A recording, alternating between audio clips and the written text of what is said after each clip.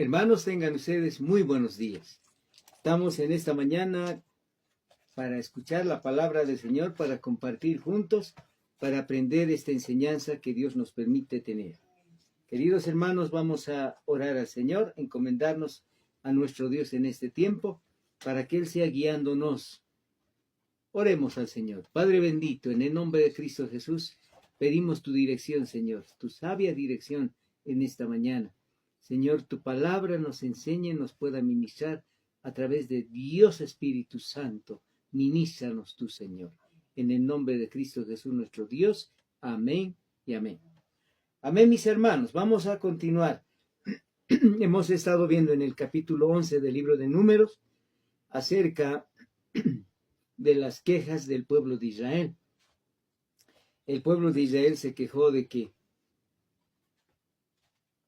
no estaba bien, de que no tenía que comer, no tenía que beber. Más adelante vamos a ver eso. Por eso dice, aconteció que el pueblo se quejó a oídos de Jehová. Y lo oyó Jehová y se enojó. Se encendió en ellos fuego de Jehová. Y consumió, dice, uno de los extremos del campamento. Y tuvo que orar Moisés. Tuvo que pedir, clamar a Dios. Y el fuego dice que se extinguió. Aquel lugar se llamaba Tabera, que quiere decir quemado. ¿Quiénes habían provocado todo esto? La gente extranjera, la gente que no estaba comprometida con Dios. Hoy en día también hay gente que no está comprometida con Dios, hay que tener mucho cuidado. Quiero decirle de que en el Evangelio, en la epístola de Juan, precisamente nos dice, hay gente que estaba con nosotros y no eran de nosotros. Hay gente extranjera que se mezcló con ellos y tuvo un vivo deseo, dice. Y los hijos de Israel también volvieron a llorar y dijeron, ¿quién nos diera a comer carne? Entonces hemos visto que la carne, hermanos, es realmente el pasado, la vieja naturaleza.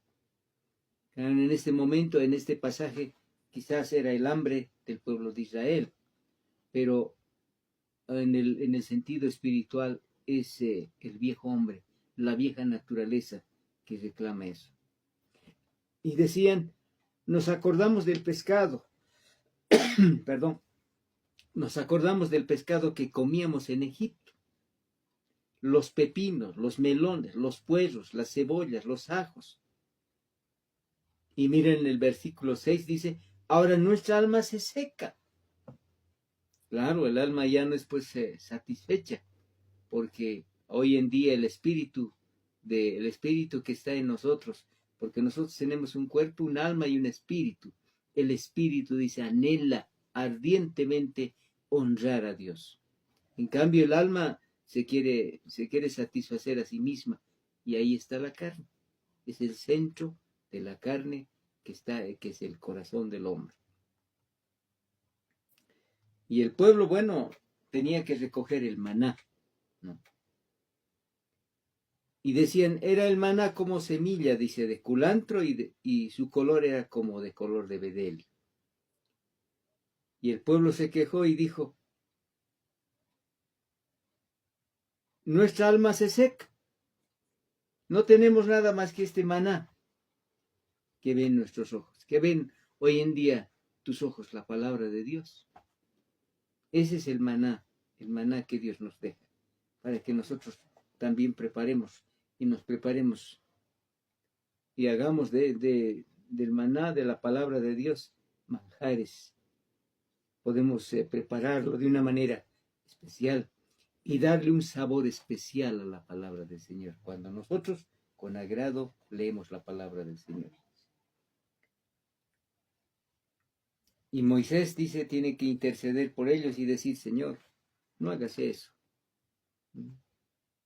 ¿Acaso miren el pueblo, mira el Señor, el pueblo está llorando por sus familias, en la puerta de sus tiendas? ¿Por qué me has hecho esto, Señor? Miren qué interrogante. A veces así es el siervo de Dios, hermanos. dice, Señor, ¿acaso yo tengo la culpa de dirigirles a estos hermanos? Cuando hay dificultades en la iglesia, hermanos. ¿Acaso son mis hijos? Dice el verso 12. ¿Ver? ¿Acaso son mis hijos para que me digas, llévatelos en tu seno? Como una mamá cría a sus hijos. ¿De dónde voy a conseguir carne para darles a este pueblo? No puedo soportar yo. Entonces el Señor le dice, reúne a 70 ancianos para que estos te ayuden, te colaboren. No que los ancianos sean mejores, porque hoy en día, lamentablemente, hay una enseñanza quizás equivocada y se dice que el presbiterio tiene la autoridad. Cuidado, no es el presbiterio. La autoridad es Dios. Amén. Y Dios puede delegar a sus siervos, puede delegar a los siervos que sean idóneos, pastores. Por eso dicen en Timoteo, capítulo 3, en primera de Timoteo, capítulo 3, el que anhela, el que sirve a Dios, dice que debe ser irreprensible, marido de una sola mujer, dice, que tenga a sus hijos en sujeción, que gobierne bien su casa. Ese es el siervo de Dios, que gobierne bien su casa. Entonces, para nosotros es importante eso, hermanos. Entonces, estos 70 ancianos de Israel ayudaron, dice, a gobernar.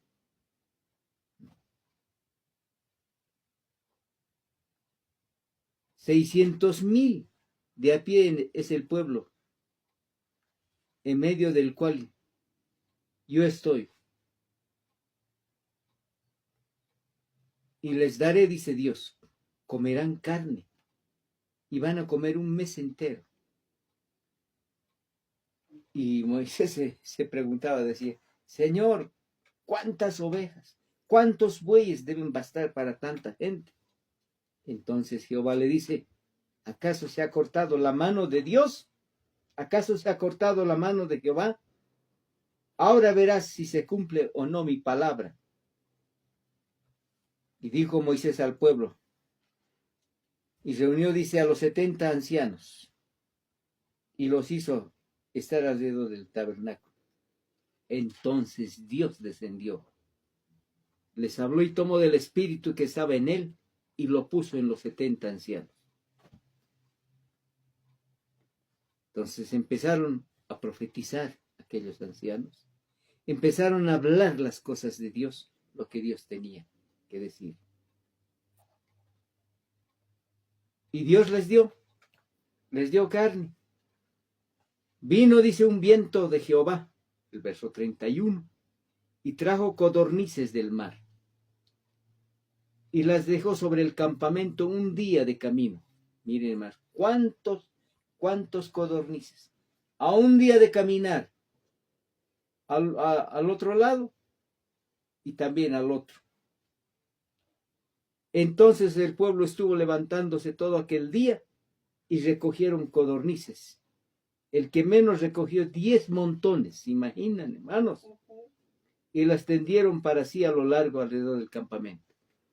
Era por el hambre de Israel en ese momento. Pero hoy en día, hermanos, el Señor puede tratar con nosotros, hay que tener mucho cuidado. Hoy en día estamos viendo en los cristianos, en este momento, en este tiempo, la ambición de poder. Mucha gente, hermanos, está confundiendo al pueblo de Dios, porque el pueblo de Dios no puede estar. El pueblo de Dios no puede estar buscando poder en este mundo. No puede, hermanos. El pueblo de Dios no puede, hermanos, decir yo tengo que tener el poder para guiar al pueblo. La iglesia tiene que. No. Dios no necesita ayuda. Escúcheme eso. Dios no necesita que le ayude. Dios no necesita que se levante alguien y diga, bueno, ahora vamos a hacer un pueblo cristiano que esté gobernando. No, cuidado. Entonces dice, aún estaba la carne entre los dientes. ¿Y qué es la carne? La ambición. Dentro de la carne está la ambición, el poder, la ira, el enojo, tantas cosas que podemos mencionar en este momento. Estaban comiendo los codornices, dice. Aún estaba la carne entre los dientes de ellos, antes que fuese masticado, cuando Dios se enojó con ellos, y se encendió en el pueblo, e hirió Jehová al pueblo con una plaga muy grande, y llamó, dice, el nombre de aquel lugar, Kibrot Ataba, por cuanto allí se sepultaron al pueblo codicioso. Hermanos, la codicia está terrible hoy en día. Sí, Señor. Cuidado, hermanos, cuidado, pueblo de Dios, cuidado, iglesia de Cristo. Si usted es de la iglesia de Cristo, hermanos, usted es cristocéntrico. Amén. Sí. Usted se va a basar en lo que la palabra de Dios dice, no en lo que los hombres dicen. Por cuanto allí sepultaron, dice, al pueblo codicioso. De Kibrot Ataba partió el pueblo a Aserot y se quedó en Aserot. Habíamos quedado ahí, ¿verdad? Pero yo quería mencionarle estas cosas, decirle, querido hermano, es el tiempo de que tengamos mucho cuidado. Ustedes de la iglesia de Cristo, somos cristocéntricos. Somos un pueblo que escucha la palabra de Dios, un pueblo que se basa en lo que dice la palabra de Dios, no en lo que los hombres dicen. Le estoy compartiendo en esta mañana para advertirle. Cuidado, hermanos. Se nos aproximan muchas cosas. Se nos aproximan elecciones y tantas cosas. Pero es necesario tener sabiduría de Dios para hacer las cosas. Amén, Señor. Entonces, le acabo de decir. Esto es importante. El pueblo de Israel, hermanos, quería carne. Hoy en día el cristiano quiere todavía vivir de su pasado. Quiere todavía ser protagonista. El protagonismo no es para el cristiano. El cristiano no es protagonista. Quien tiene que sobresalir en todo es Cristo Jesús. Tenemos que anunciar el evangelio de Dios. Tenemos que predicar la palabra de Dios. Tenemos que hablar de un Dios salvador. Un Dios que salva a la humanidad. Pero no salva de su condición económica, de su condición física o de tantas cosas, sino de la condición espiritual. El hombre dice que es pobre en espíritu y necesita tener la riqueza y la gloria de Dios en su corazón. Amén. Amén. Bueno, en el capítulo 12, que vamos a mencionar en esta mañana, estamos viendo las murmuraciones. ¿De quiénes? De los hermanos de Moisés. María y Aarón. ¿Qué pasó con estas dos personas? María y Aarón, dice, hablaron contra Moisés a causa de la mujer cusita que había tomado, porque él había tomado mujer cusita. Bueno, aquí no especifica, porque la esposa de Moisés en la palabra de Dios nos muestra de que era de la tribu de Madián. No sabemos si era, porque cuando habla de cusita está hablando de la piel oscura. Probablemente era morenita. A causa de la mujer que había tomado, dice, porque él había tomado mujer cusita. Como le digo, la mujer cusita aquí se menciona, ¿no?, como algo que dice que tiene un color oscuro su piel. Probablemente era así la esposa de Moisés. Y dijeron, solamente por Moisés ha hablado Jehová. Y ahí está la murmuración, hermanos. Cuidado que usted comete ese error y decir, solamente el pastor nomás tiene que decir, o las personas que están ahí adelante nomás tienen que decir. ¿Acaso no podemos hablar nosotros? Claro. Solamente por Moisés ha hablado Jehová. ¿No ha hablado también por nosotros? Y lo oyó Jehová. Y aquel varón Moisés era muy manso. Mire, estas eran las características de un siervo de Dios. Era muy manso, más que todos los hombres que había sobre la tierra. Sí, Señor. Nosotros no podemos compararnos en la mansedumbre y la humildad. El Señor es, dice nuestro ejemplo. Aprended de mí que soy manso y humilde de corazón, dice el Señor. Luego dijo Jehová a Moisés y a Aarón y a María: salid vosotros tres al tabernáculo de reunión. Miren, hermanos, Dios vio eso, hermanos, que estaba mal y que no se podía hacer eso. Salgan los tres. Y salieron ellos tres. Entonces Jehová descendió en la columna de nube y se puso a la puerta del tabernáculo y llamó, dice, a Aarón y a María. Y salieron ambos y les dijo: oigan ahora mis palabras. Cuando hay entre vosotros profetas de Jehová, le apareceré en visión. En sueños hablaré con él. Pero no así mi siervo Moisés. El Señor está respaldando el llamado que a Moisés le había hecho. Él es fiel en mi casa, dice. En toda mi casa él es fiel. A él le voy a hablar cara a cara. Claro, no quiere decir que como dos personas ahí hablando así, sino el Señor iba a mostrarle su bendición. Hablaré con él y claramente, y no por figuras. Y verá la apariencia. Otra cosa es mirar a Dios, pero otra cosa es ver lo que Dios estaba ahí. ¿Por qué pues no tuviste temor de hablar contra mi siervo Moisés? ¿Por qué no han tenido respeto de hablar? Entonces la ira de Jehová se encendió contra ellos y se fue. Y la nube se apartó del tabernáculo. Y cuando se apartó la nube, dice que María estaba leprosa. La lepra es figura de pecado. Hermanos, la lepra es algo terrible, podemos decir. Hoy en día también el pecado es considerado como la lepra. La lepra dice como la nieve. Y miró su hermano Aarón a María, he aquí que estaba leprosa. Y dijo Aarón a Moisés: ah, Señor mío. Empezó a pedir quizás perdón por haber hablado así, a disculparse.